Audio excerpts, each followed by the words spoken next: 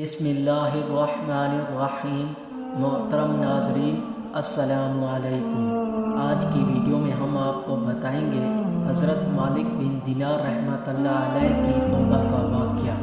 Video کو شروع کرنے سے پہلے ہمارے چینل اسلامک ہسٹری آفیشیل کو لائک اور سبسکرائب کر دیں۔ حضرت مالک بن دینار رحمۃ اللہ علیہ سے ان کی توبہ کا سبب پوچھا گیا تو انہوں نے کہا، میں ایک سپاہی تھا اور شراب کار سیاہ تھا۔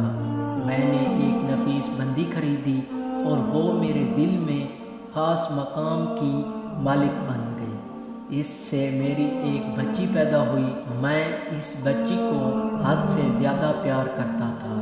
جب وہ زمین پر گھسٹ کر چلنے لگی تو میرے دل میں اس کی محبت اور زیادہ بڑھ گئی۔ وہ مجھ سے مانوس ہو گئی اور میں اس کے سامنے جب بھی شراب لا کر رکھتا تو وہ آ کر کھینچا تانی کر کے میرے کپڑوں پر شراب بہا دیتی۔ جب اس بچی کی عمر 2 سال ہو گئی تو وہ مر گئی۔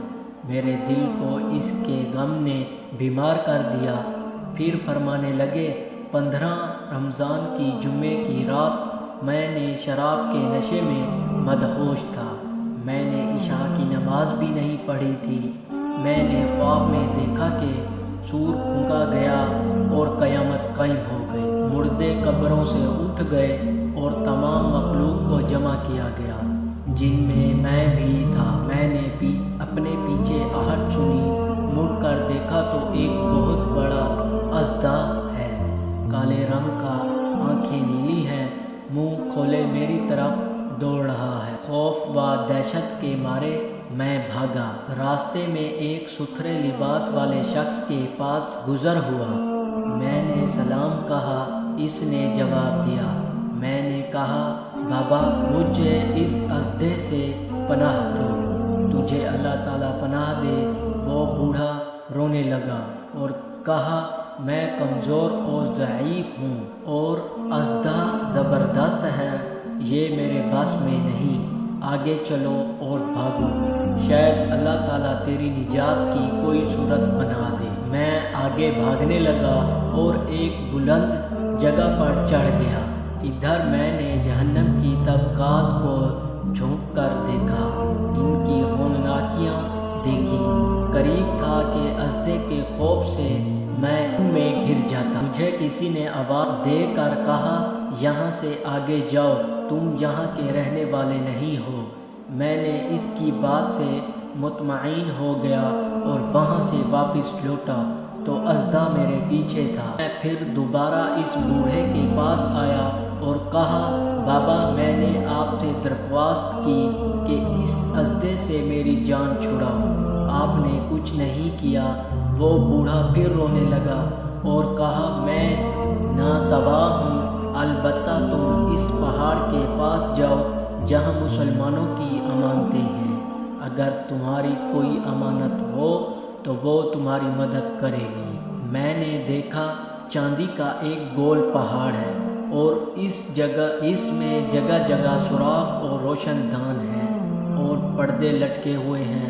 ہر روشن دان پر سونے کے دوپٹے ہیں اور ان کے قبضے یاقوت کے ہیں اور آرائش موتیوں کی۔ ہر پٹے پر ایک ریشمی پردہ ہے۔ جب میں نے پہاڑ کی طرف نظر دوڑائی تو فوراً اس کی طرف بھاگا اور اژدہا میرے پیچھے تھا۔ جب میں پہاڑ کے قریب پہنچا تو ایک فرشتے نے آواز دی، پردے ہٹاؤ، دروازہ کھول دو اور سیدھے کھڑے ہو جاؤ، شاید اس حجات مند کی یہاں کوئی امانت ہو جو اس کے دشمن سے نجات دلائے۔ میں نے دیکھا پردے ہٹ گئے اور دروازے کھل گئے اور ان روشن دانوں سے بہت سارے بچے میری طرف جھکنے لگے، ان کے چہرے چاند کی مانند تھے۔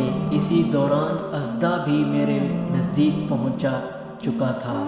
میں اس وقت حیران رہ گیا جب ان میں سے ایک بچی نے چلا کر کہا، ابے سب آؤ، اس کا دشمن اس کے قریب آ گیا۔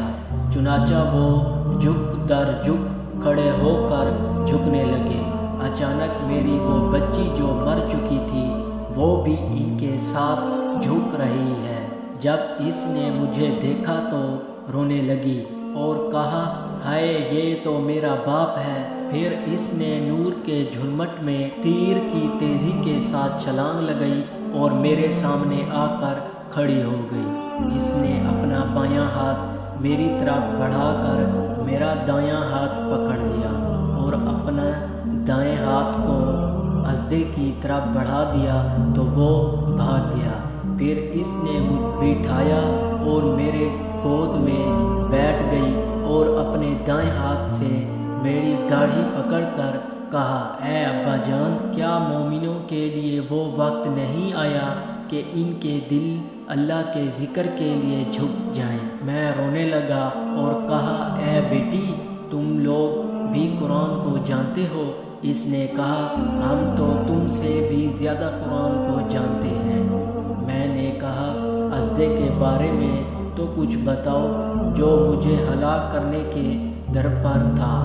اس نے کہا وہ تیرا برا عمل ہے جس کو تو نے طاقتور بنایا اور وہ تجھے جہنم کی آگ میں ڈبانا چاہتا ہے۔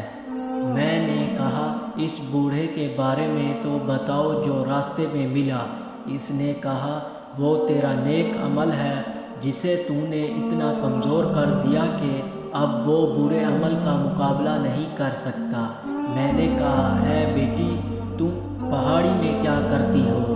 اس نے کہا ہم سب مسلمانوں کے بچے ہیں، ہم یہاں قیامت تک رہیں گے، تمہارے انتظار میں ہیں، جب تم آؤ گے تو ہم تمہاری سفارش کریں گے۔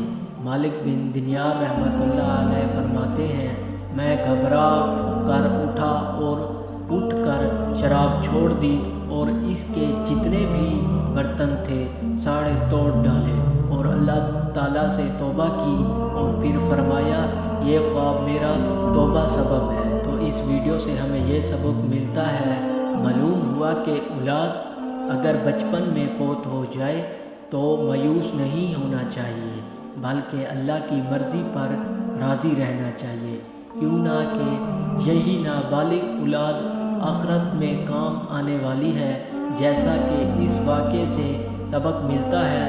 اللہ تعالی ہم سب کو عمل کرنے کی توفیق عطا فرمائے، آمین یا رب العالمین۔ ہمارا چینل اسلامک ہسٹری آفیشیل کو لائک اور سبسکرائب کر دیں۔ اللہ حافظ۔